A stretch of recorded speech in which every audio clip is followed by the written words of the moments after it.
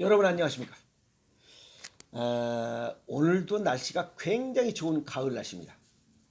그래서 제가 얼굴이 좀 까무잡잡하지 않나요?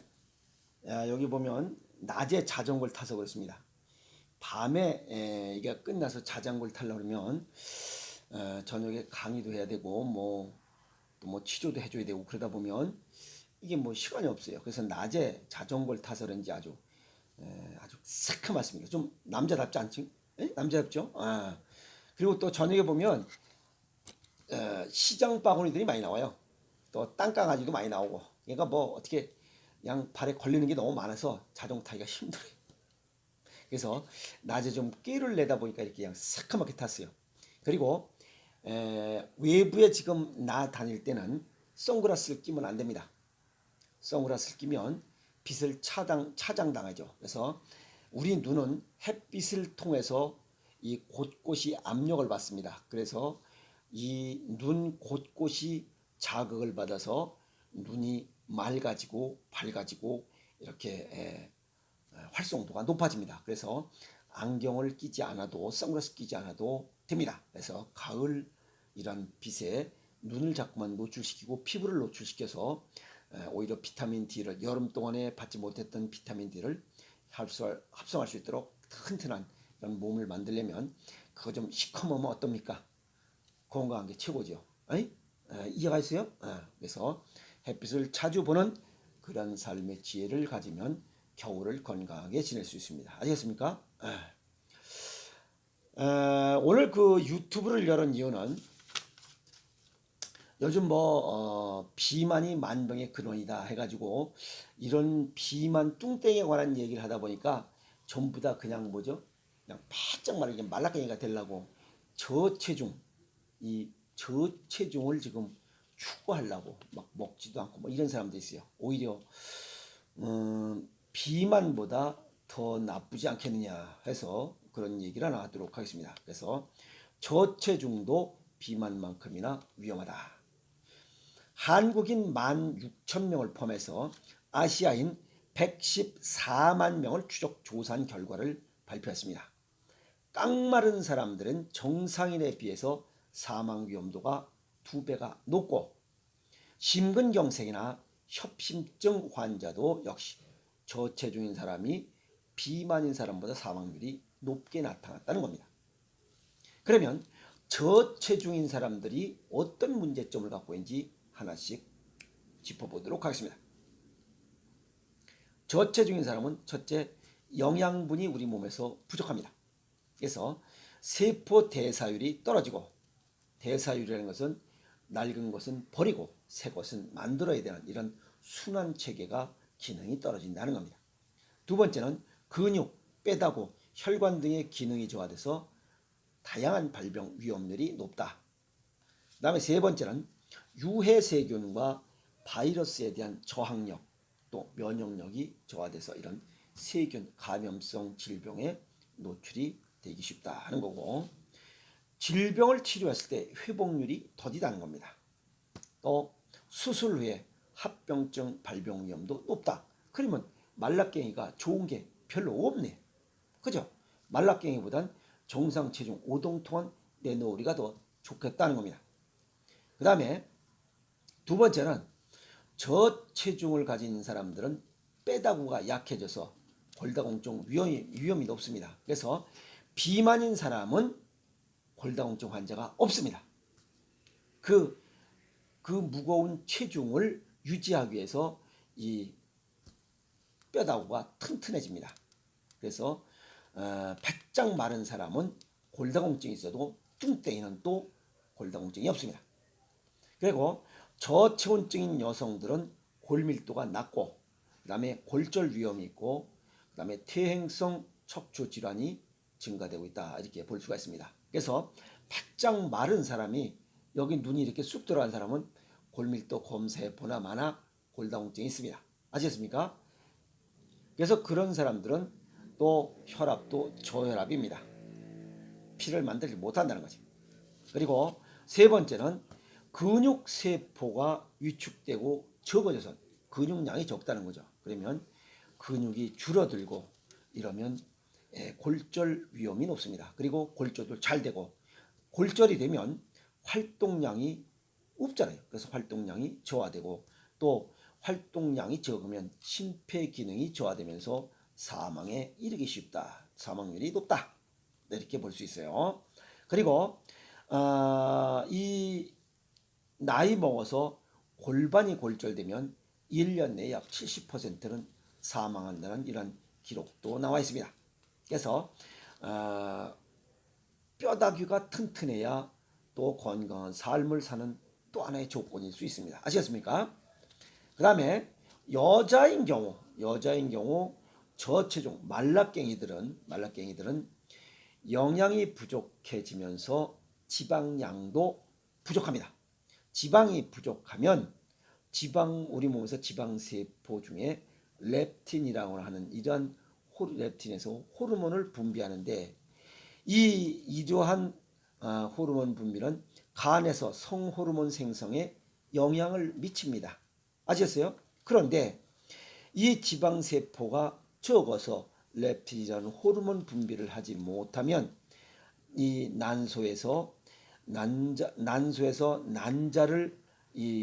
생성이 되면 그것을 키우는 성숙하는 그 역할을 성숙되도록 도와주는 기능을 하는 게 바로 이 렙틴이라는 호르몬이에요.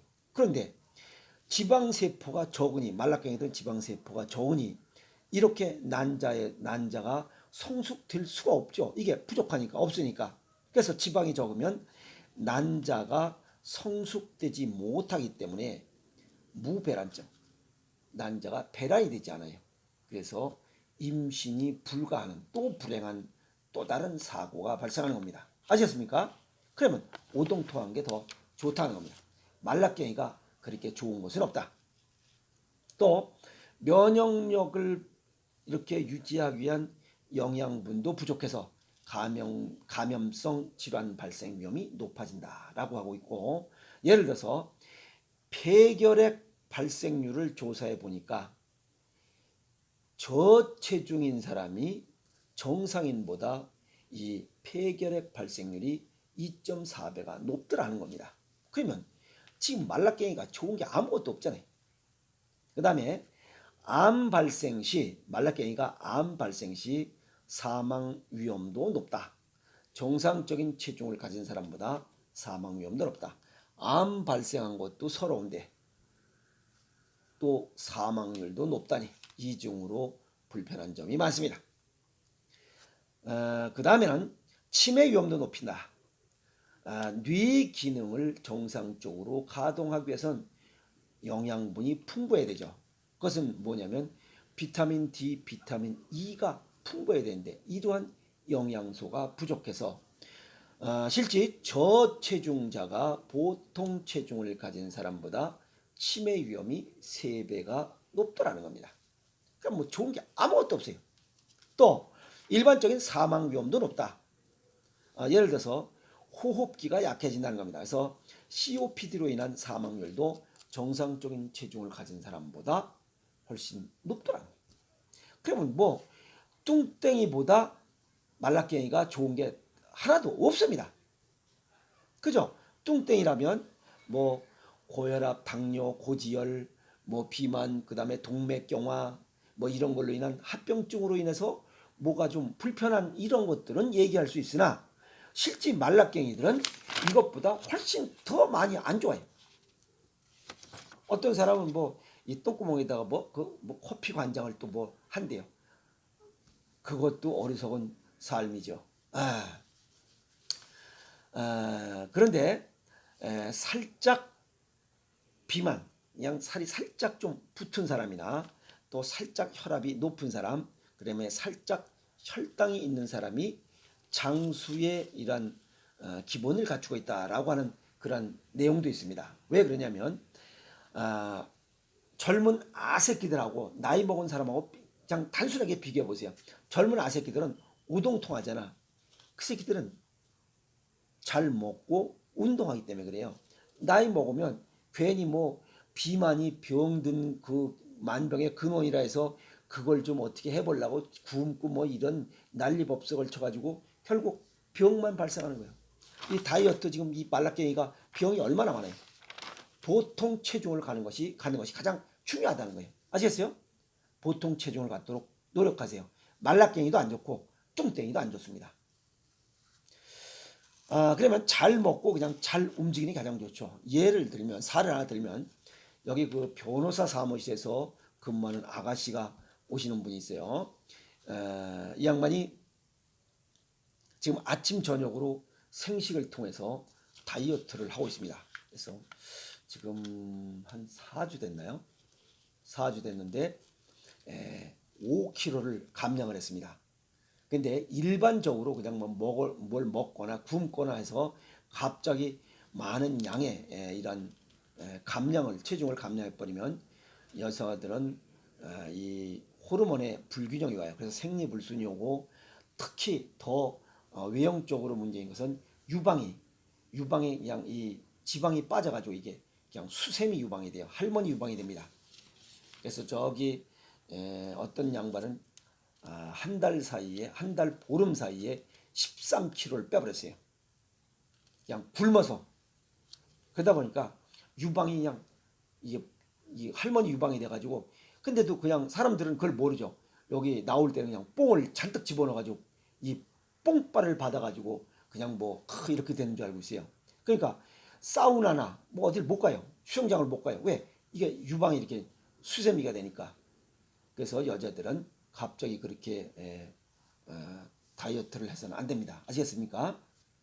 그러나 생식을 통해서 이런 다이어트하는 효과를 얻는 것은 대단히 바람직하고 으뜸이다, 이렇게 말씀드릴 수 있고, 또 저기 어떤 남자분은 90kg에서 78kg로 감량을 했어요. 12kg를. 그다음 5주 동안에 그 양반은 아침, 점심, 저녁으로 이런 다이어트를 생식으로 했습니다. 생식으로 다이어트를 하는 것은 고영양 저칼로리, 그리고 이러한 식습관을 갖다 보니까 우리 몸속에서 잉여 영양분들을 자가융해하죠. 남아도는 걸 전부 다 필요한 영양소로 그냥 기립까지 해버리는 거죠. 그걸 자가융해라고 해요.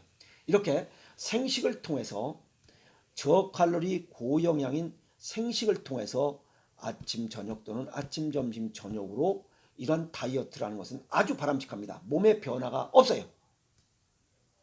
어떤 뭐 이런 수세미 유방이나 뽕빨 뭐 이런 게 걱정할 필요는 없어요. 그래서 아주 탄력이 탕탕하게 좋아지는 이런 결과를 얻고 있습니다. 그래서 그 변호사 사무실에 근무하는 이 아가씨 같은 경우는 아마 지금 나이가 30대 후반인데 20대 중반 정도의 피부와 피부 탄력도를 가지고 있습니다. 아주 굉장히 건강하고 아주 피부 조밀도도 굉장히 좋고 20대 중반 정도의 이런 피부를 가지고 있습니다. 그리고 90kg에서 78kg로 감량했던 그 남자분은 나이가 62예요. 62.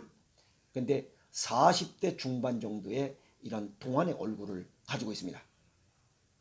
부럽지 않습니까?